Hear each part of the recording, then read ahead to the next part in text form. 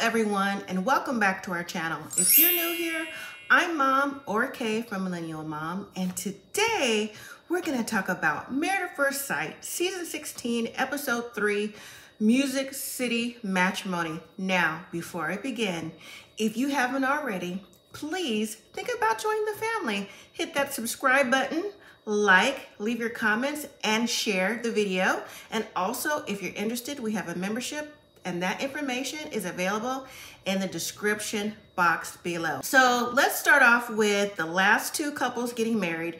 That's Jasmine and Eris. Now, after all the pushback with Eris's cousin, Phelan, Eris is gonna walk down the aisle anyways, regardless of his cousin telling him that this is not the right route you wanna go on. I think she's really trying to talk him out of it, because since she don't necessarily believe in the process of the arranged marriages, and given the reasons why she feels he shouldn't get married, because she wasn't really given like any personal reasons, but she was just saying like, I don't think this is what you should be doing. But he did ask, is there anything positive you want me to know before I get married? And the cousin said, well, I mean, you love black women, and you know what she said about that. So Eris was getting married anyways.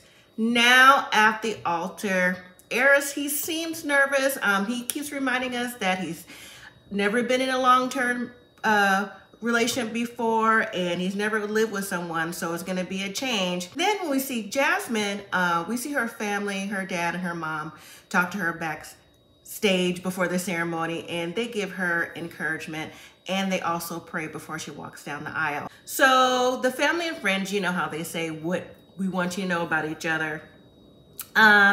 Jasmine's family and friends say that she is a loving soul, and she will always be your cheerleader, and that she's ready for love, and she deserves that love, and she will always be in your corner. And then Eris's family says that he's super private, and communication is not his strength, but his loyalty is. He's smart, he's driven, and overall a great man. I thought Jasmine's vows were very well written. Now when Eris gives his vows, they were just okay for me. He seemed a little bit nervous and maybe didn't quite know what to put, but he did the best that he can do. Now, after the ceremony, they get to know each other, and you know what? I have to admit, I was cracking up the whole entire time. Now, in confessionals, they both say each other are cute and very attractive to each other. And then Eris tells her that he's an only child, and she asks, are you the only, like, do you have like the only child syndrome? He goes, yeah, I think I do. She goes, well, are you spoiled? He goes, yeah, I'm spoiled. But then the conversation came up with dogs, and Jasmine said that not only is she a cheerleading coach, she breeds dogs. And so she went on to say that she has 4 dogs, and Eris in confessional, and even to Jasmine's like, huh, you do? He was saying things like, man, like that's too many animals in one place. Like he didn't realize he's gonna have like an instant family. But then when Jasmine said not only does she have 4 dogs, she's got 9 puppies too. Eris said, what? He's thinking like, do I gotta snitch on you? Like that's too many, again, that's too many dogs in one place. Like he feels that he might be in a home where it's like not just a home, but a shelter too. And I'm thinking, yeah, that kind of is a lot to take in. 4 dogs, 9 puppies, someone you don't know. But anyways, so moving to Dominique and Mckinley. So Dominique is getting ready with her friends and her family, and they're saying how she's mature and how she dates older men. And they say how she's set in every aspect of her life, and just how she has everything together. And then they said, so are you nervous? She goes, no, I'm not nervous. I have no reason to be nervous. I'm ready for this process, and she's ready to get the show on the road. But one thing I will say about Dominique, when she's getting ready, those boots that she had on, I'm feeling those boots. Those boots were nice. So when we see McKinley, he's nervous. He says he wants someone that's career driven and settled. He also said he didn't want a wife that was too young. Then he goes on to say that he wants his wife, he hoped that he's attracted to her. And he also said that he's a boob guy. And I'm thinking, okay. So the experts matched him for someone who is still on the young side, but, you know, maybe gave him the physical appearance that he was looking for. Ooh, I don't know how long-term match this is gonna be, but you never know. It's still in the early stages. Now it's time for the wedding, and we see McKinley's mom, and she's talking to him, and she's telling him, like, you know what? Listen, I would have liked for you to get married the traditional way. I would have liked for you to know the lady, and it would have been better, because what if she's a diva and she's bitchy? So when McKinley makes it up the aisle, he turns around and introduces himself to Dominique's friends and family, and Dominique's grandma and Dominique's friend gave like this half-ass smile, and I'm thinking, uh-oh, like, are they doing that because maybe they're picturing Dominique is not the kind of guy she would normally go for? But I don't know, we'll see. And then when Dominique makes it to the altar with her mom, she's smiling, she seemed happy. And so he introduces himself to Dominique, excuse me, and she introduces herself, and they go from there. So what the friends and family want them to know is that they say that Dominique is a fierce woman. She's outgoing, she's bubbly. She could go from fishing with muddy boots to dressing up to heels. She was a tomboy. She likes doing tomboy things, but you know, she's also a lady.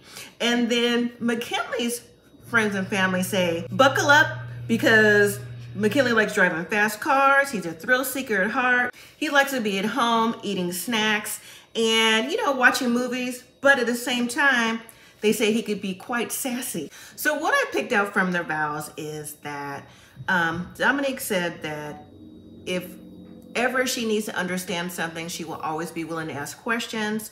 And then McKinley said that he's waited all his life for this moment. He feels like he's got that lottery ticket and hit the jackpot. So after the ceremony, they go back to get to know each other. And one of the funny things about it was producers pulled Dominique to the side and asked her, so what's your husband's name? She couldn't come up with McKinley to save her life. She was like, I don't know what she was saying. McKenna, mix whatever, it just wasn't McKinley. So they finally said, oh, it's McKinley. And she was like, oh yeah, like, how come I didn't know that? Well, girl, you just met him, so I'm gonna give you a pass on not knowing exactly what his name is right now. So as they get to know each other, McKinley's asking, so where are you from? Are you originally from here? And Dominique said that she has lived in Nashville long enough where she considers herself a native. I think she said 7 years, but if you consider yourself a native after 7 years, all right, that's you. And then McKinley explained that he was from somewhere else. I think he said Georgia or somewhere. I forgot where he said he was from. But he moved there to his friend's house to get away from his past relationship and start over. But when the conversation turned to, well, how old are you? When McKinley gave his age and she gave hers, when she said 25, the look on his face and that body language, I was thinking, yep. Because see, again, the experts matched these two based off of what they can bring to each other on paper. But McKinley said a few times that he's ready for marriage, he's ready for babies, he wanted someone older, more mature. Versus Dominique, who's 25, who they consider an old soul. Now, considering an old soul, just because that's what they call it, that don't mean that's what you are. She's still 25. After the ceremonies, the couples take their pictures. For the most part, all the pictures turn out nice. And so after that, it's time for the receptions. So we're gonna start with Gina and Clint. They talk about where do they think they're gonna go for the honeymoon. Clint says he thinks they're going to the Bahamas. Gina says, so do you think you can sail when you're in other countries? Clint was like, yeah, you can sail. I was just in Italy sailing. I'm thinking if anyone knows where they can sail because he's a sailor, would be Clint. But Gina doesn't necessarily know that right now, or maybe she didn't put two and two together. What they have in common, and even Clint said this, is that they have a love for adventures. So that is something where he feels like he's bonding with his wife about. Now, when it's time for Gina to talk about her job and what she did, now, before she started, the guests were tapping on the wine glass, you know, the ding, ding, ding, ding, ding, ding, ding, for a kiss, right? And so they're like, what are they doing? They're like, oh, we got a kiss. So they kissed, and Clint was saying, oh, the kiss was better than a chicken. And I'm thinking, was the food nasty? Because see, someone else brought up a reference to what the food was, but we'll get there when we get there. So as Gina is talking about her job, her business, how she's set it up, how she's built it, how she's expanding. You know, producer was kind of like a little shady with that because Gina was going on and on and on. She reminded me of Nicole in an instant, just being a chatterbox, but I guess Gina was trying to get out everything that she was doing too, as opposed to us knowing about Clint and the things he does when he's sailing. So Clint in confessional says, well, you know, he's happy about all her business ventures, but he hopes she's not a workaholic. And that's one thing that Gina said. She said that, you know what, I can be a workaholic. So again, these matches right now, a little fishy. So then Gina's friends go sit with Clint and they ask him, are you excited? Are you elated to be married? And what makes him think he's ready for marriage? Clint said he's been dating for a long time.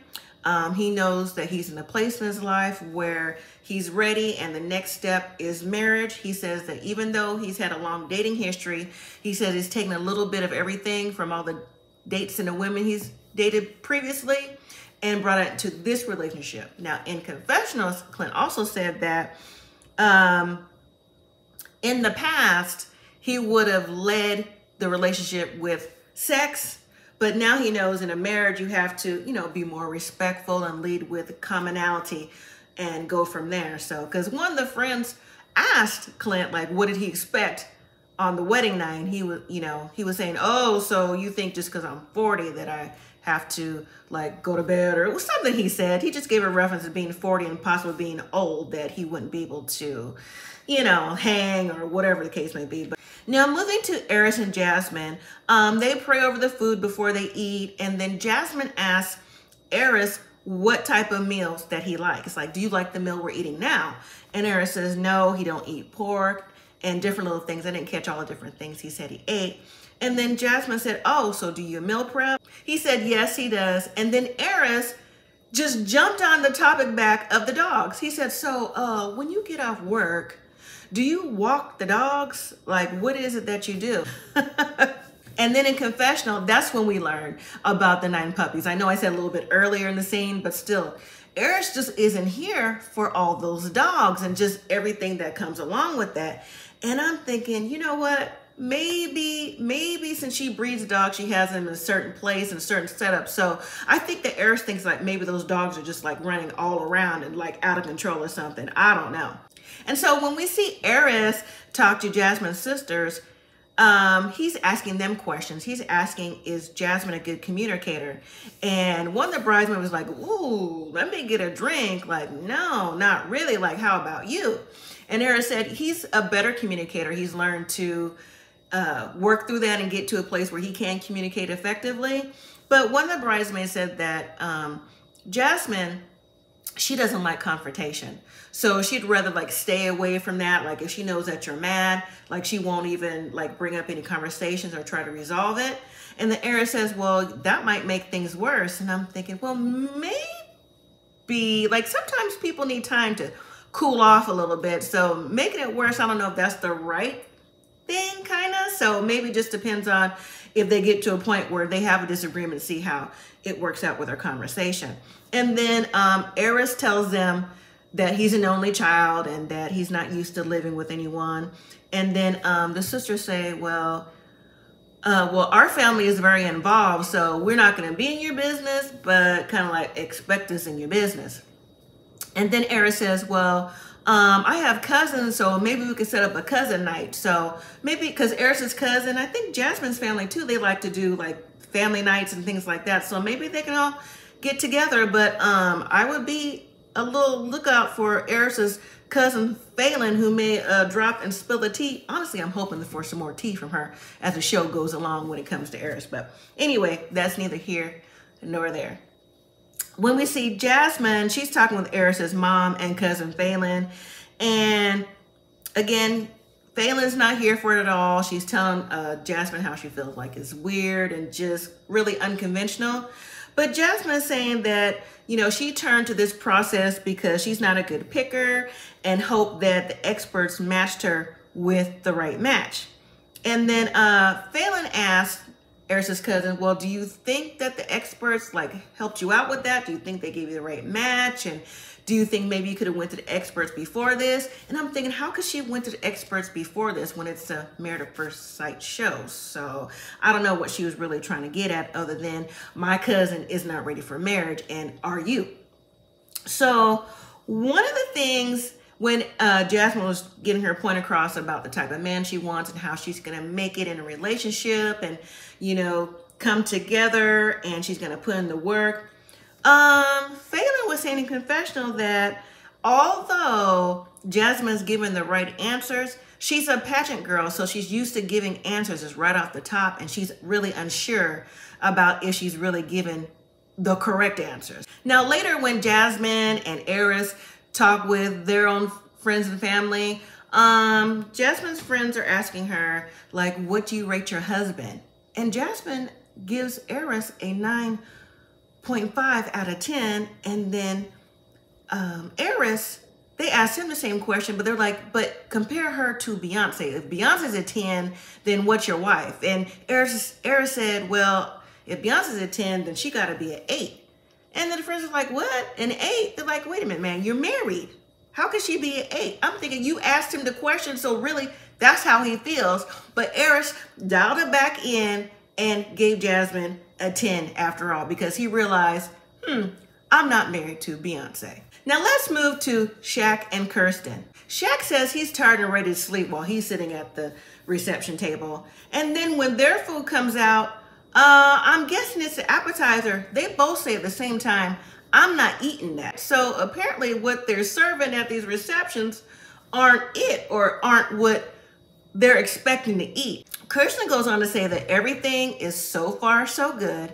She said that Shaquille has met her check marks. He's checking off the boxes. Now, Kirsten, you just said after you got married to confessional that he was already at strike 2 for having a bald head and a beard. So I'm confused how she has come around to the reality of he checks off the boxes, because she said that because when she learned more about his education and his love for God and things like that, that, you know, he was checking out the boxes. So I'm like, the confusion here. Get it together, girl. Get it together. So after that, the guests started tapping on their glasses for them to kiss too. And so they're like, what are they doing? And Shaq said, oh, I think they want us to kiss. Shaq goes, y'all just gonna be tapping just to be tapping. I'm thinking, wow. Like, he really weren't gonna attempt to like kiss her hand or like give a hug or something. Well, we know Kirsten wasn't. And there's a few quick scenes on the receptions of friends and family saying different little things or giving tips and advice to the couples. But in Shaquille and Kirsten's quick scene, one of Kirsten's bridesmaids says to Shaquille, you know what? Make sure you get her name right. It's Kirsten, not Kristen. Get it right. I'm like, okay, but did she have to say it like that though? Now, when Shaq meets Kirsten's family, they ask, why did he want to be on Married at First Sight? He said he prays a lot and he asks God to send him signs, send him signs for the right woman to put him in a place where he can meet her. He also wanted to do something different, and he believes that God has put him in the right place at the right times. Kirsten's friends say, you know, for the time being, he's saying everything right, and tonight they're going to keep it cute. But after today, they're going to be grilling him like some barbecue ribs. And I'm thinking, you know what? These are the type of friends that you need, because there's too many people that come on here whose friends and family seem like they're complacent to what's going on and not trying to like see like who is this person for real. Moving to Nicole and Chris. Chris says they are both definitely talkers. And I noticed that with Nicole the first time we met Nicole. I'm like, she is a chatty Kathy. But they're both talkers. Maybe it'll work out for them. Chris says that's a good thing that they both talk. Now, Nicole noticed that it was a good thing that they talked as well. But Nicole said in confessional that, you know, both of them can't be talking at the same time because maybe one of them won't be heard as much or, you know, get their point across. So then the ding, ding, ding, ding, ding, the tapping of the glasses, and someone at the reception said, yeah, Chris. And Nicole said, Chris? He's married now. I mean, whoever said that is already on Nicole's list of, you better get it together. So when Nicole goes to talk to her friends, she says she's seen nothing but positive things. She has nothing but green flags. She said that she already feels that Chris is too nice and she wants to reciprocate. She wants him to also feel appreciated. She doesn't want to feel like he's the only one giving for her and doing nice things, that she really wants to help him feel like she's doing the same things for him as well. Nicole's friends co-sign that though. They're like, yeah, well, you know, you do need to make sure he needs to feel supportive and feel like you'll do for it too. And I think Nicole's friends, it seems like, just like her mom, and it's okay, you know, like that, because when her mom said she's FBI, have a tendency of having Nicole feel like her way is the way. I think Nicole, Eris thinks and or says he's spoiled. I think Nicole is spoiled too, from her family.